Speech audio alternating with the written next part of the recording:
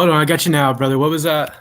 And welcome to another edition of Hogville Live YouTube here on Hogville.net. Man, I got the guy who runs the one of the biggest parts of Hogville, and that would be the Twitter page. And I've got Drake Pretty. Man, Drake, how you doing today? Man, I'm doing good, brother. I'm enjoying one of the first, I believe it's the first 80 or 90 day here in Fayetteville. I got out fishing. I did some bike riding, man. Loving it today. How about yourself, brother? I'm doing really good. I actually got out and mowed the lawn this morning. With it being Okay. 80 degrees outside, shoot, I was taking advantage of it a little bit. Now, Yeah. don't get it wrong. This isn't the sun. This is just rosacea, so that's okay. It's Oh, always I was worried for a second. no. All right, so I'm messing with you. without any further ado, Drake, man, tell me what you do with Hogville Twitter, man. Man, it sounds like a lot, but it's pretty bare minimum. I've been lucky enough to be working with Dudley and Otis for them to let me get on there and do a few things. I've been doing play-by-plays on baseball. I've done a few things with spring football, but really, man, that's kind of it. I mean, I really just been blessed to been able to know Dudley really, and he's the one that's really kind of got me started on it. So thanks Dudley. There's a lot of times we'll be sitting up there, and he's the one that lets me run it, and he kind of, I'll be honest, man, sometimes he tells me what to put in there. Hey, but here's the thing, though. This is where you're going to gain the most experience is through him also, because you're a young person, and Otis and Dudley and myself, we're 40 and above, okay? And with your knowledge as a young person, you offer a lot to the table as well. And, you may have a little bit of, I wouldn't say difficulty, but a little bit of apprehension of what you should possibly put in there to make sure that everything's representing the brand correctly. And you have those guys over your shoulder saying, hey, man, don't put that, but put this in there. And then all of a sudden it takes that tweet into a different realm. I'm like, oh, okay, now I get it. Yeah, and like I said, man, I've been lucky enough to get to work with those guys, especially just sitting up there in the press box with them. And there'll be a lot of times that, I won't know what to say. Like, I know how the play played out, but how do I put this in a context that makes sense for everybody else? Like, in the sense of, how is the average viewer going to watch it or be able to interpret this? And I'll be honest, there's a lot of times that Dudley and Otis, they've helped me out a lot on the way. Yeah, and honestly, and also it's the processing of, okay, this play happened. I need to get this tweet out. Say, for instance, Harold Cole hits a home run. And you got about 6 or 7 seconds to, if you're going to put the exit velo, you're going to put the field what was the count? Where did the ball go out?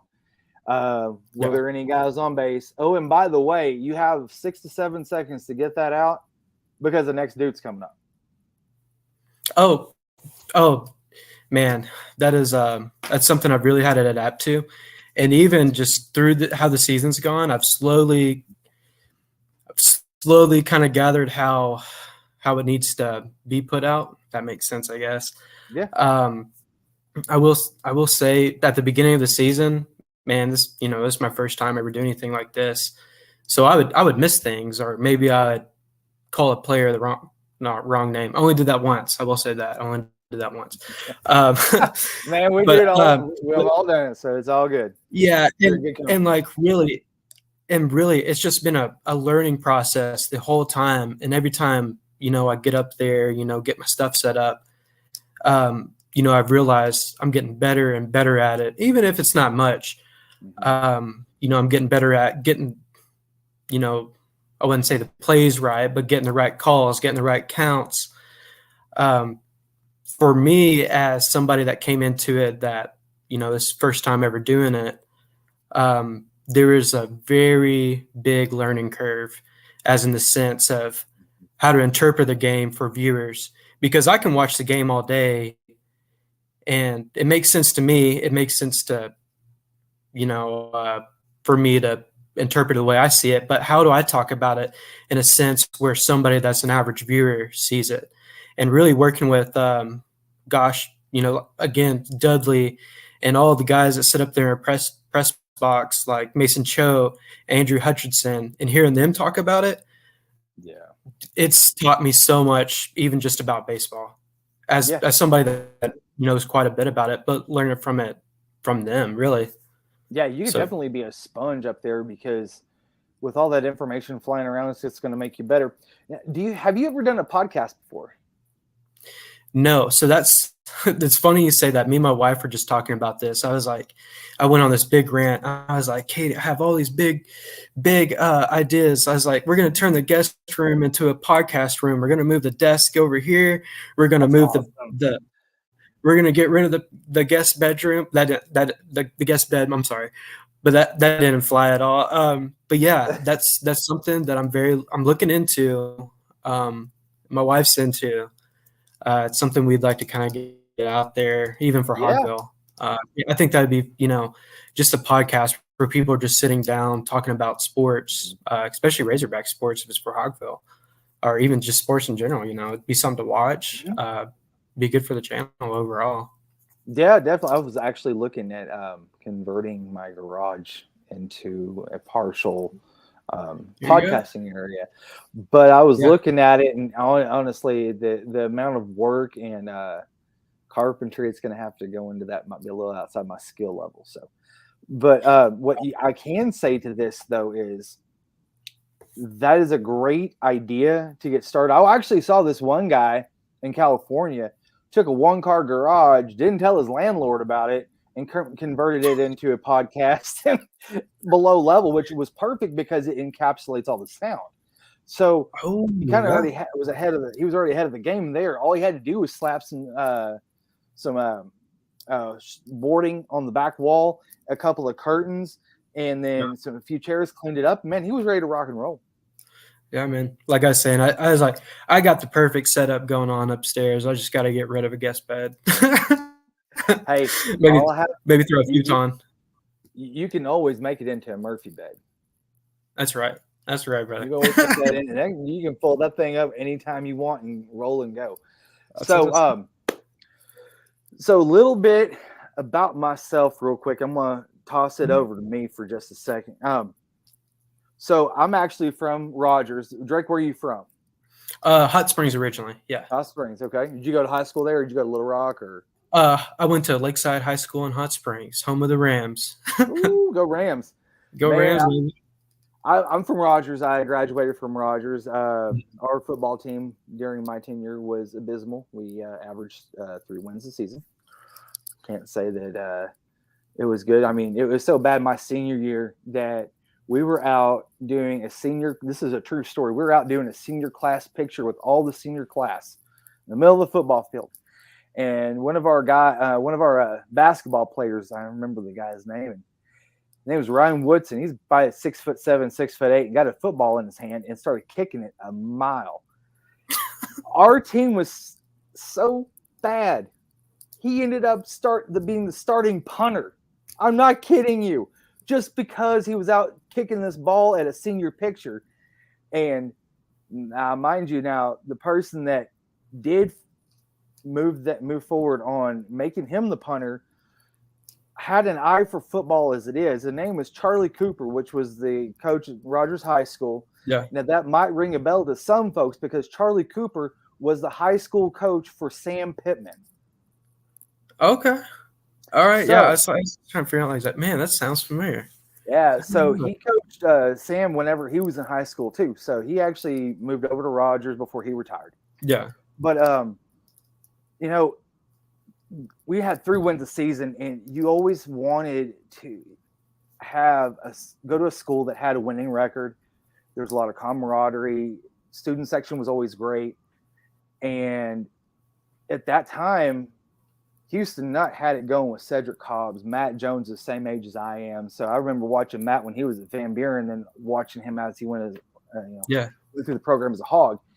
And that was always what sparked my love for sports, even as a kid playing baseball and growing up. But Yeah. you always Matt you Jones. always yearn to have a great passion and pride for sports, and that's kind of where it started from with me.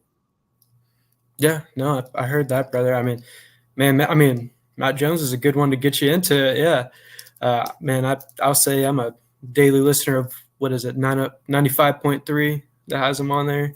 Oh, 99.5 ESPN Arkansas. Yep. Yeah.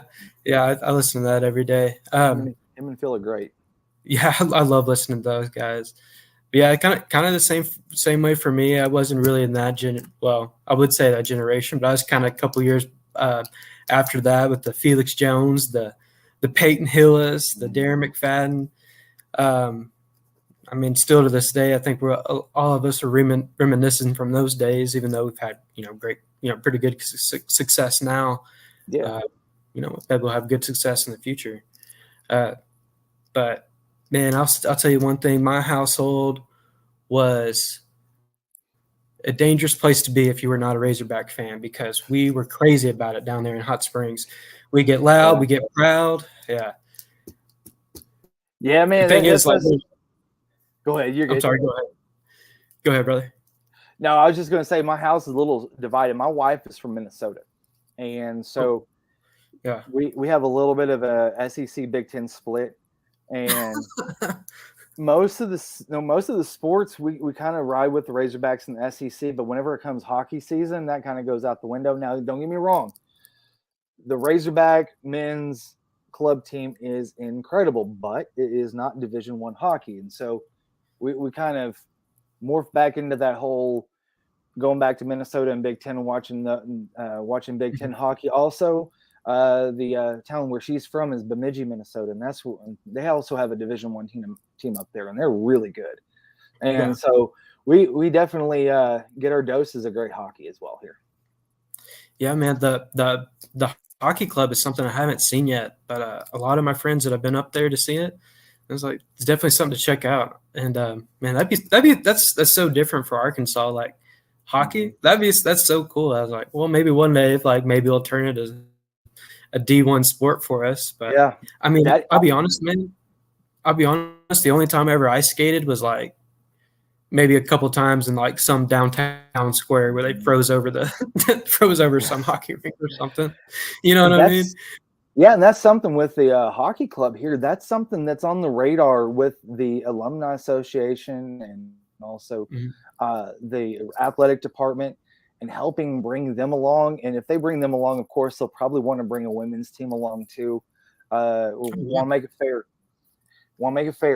But yeah, that's something too. Like I grew up here in Rogers, and the Jones Center was something that was available whenever I was younger, not quite like 10, 11, 12, but whenever I was in junior high school, that was something that was starting to open up that was brand new. And nobody ever saw that before, where you have a hockey rink and also a water park in the same place. You're like, mind explode. And what? This around here at that time, there wasn't a lot of things like that because this area had kind of not sped up as far as growth wise goes, and making more attractions. Not what it is today. No, it's so different from. I graduated in 2001, and where Pinnacle is, where the Target and the whole mall area, that was a 2-lane road that had one bridge that went over 49 that went and traveled all the way over to Pinnacle golf course. That's it. Other than that, nothing. Yeah, all I know is the Target. Yeah, man. And that's my wife's second home, by the way. I'm not gonna lie, Target's a great place, man. So I run the YouTube page, and that is shows with Otis and with Dudley, and I'm trying to incorporate a 2-minute Razorback update as news flies. On the weekend, over the weekend, I'll try to get all the information that has happened, do a recap on a Monday, there's no sense in trying to spit out information that Dudley and Otis are writing about simultaneously, telling Yeah. everybody exactly what they just said. So I want to come in behind them and enhance the story by putting a lot of information in a small little package and then delivering it to people if they may not have been able to read Dudley or Otis's story. And so that's where I can kind of help enhance that a little bit. And, and it also helps if, you like and subscribe to the show, which always helps, which is always great. Make sure to subscribe. Yeah. And also make sure to subscribe to Hogville Twitter as well. And Drake will always make sure that he gets you all the updates, everything that is pertinent to Razorback fandom, and also live tweeting all the games. Now Otis has talked a little bit, not a lot, but a little bit about this, that we are going to have some expanded coverage during football season when it comes up in August, September timeframe. We haven't quite got all of that together yet, as far as what it looks like and what we're going to be seeing whenever you, myself, Dudley, and Otis are out and covering the game. But all our fans are going to know that once that hits, everybody's going to know exactly what places we're going to be in and the coverage that they're going to be getting. And that's where I think that we'll be able to really enhance everything. So. Oh yeah, and dude, I'm so excited for this football season and get into it. I think I really think we're gonna put some good stuff out there, and maybe even take Hogville maybe a little further than what it is now. It's one thing I think we need to. Yeah, I think, having two more writers, somebody to do, two cyborg or guys to do sidebars, put more content out there for our fans and so on. Gonna grow the business even more. I think that's very important, one, as in an organization aspect, but also for our fans to keep them update with the good content, good free stuff that they can can't get from anywhere else, essentially. Yeah, most definitely. I'm excited to work with you guys, and I'm ready to get into it. I wish September or whatever it is would come faster. Drake, I got one question for you before I get you out of here. I got one question. Okay. Man, where in the world can I get a shirt like that? Because I've been wearing this old Arkansas Nike t-shirt now, and I need something Hogville. That's funny you say that. I will make sure you get something. It's funny you say that. So when we were at the spring scrimmage, I was talking to I can't remember who was sitting there, but it was John and Otis was sitting there, and they were talking about, well, how do I get a nice shirt like that? And I was like, well, what size you guys wear? Just give me your sizes, and I'll make sure we get you some stuff. So really, man, just send me your size, and of course, I'll talk to Boss Man Laney, see if we can get you some gear, because I think that's what we all need to be. We need to be wearing, need to be repping the brand, so on. Sweet, man, you hook it up, okay? Yeah. Hey, I'm excited. Just send me your size, brother. Yeah. All right, you got it. Well, Drake, man, I appreciate you coming on and just kind of a little intro and how who we are and what we're doing and where we want to see everything kind of go. Make sure to like and subscribe to the YouTube page for Hogville Net Live on YouTube. Also with hogville.net on Twitter. And for Drake Pretty, I'm your host, Jason Pattison, and I appreciate y'all jumping in with us today. And you all have a great day. Sweet. Thank you, guys. Thank you, Jason. I appreciate you.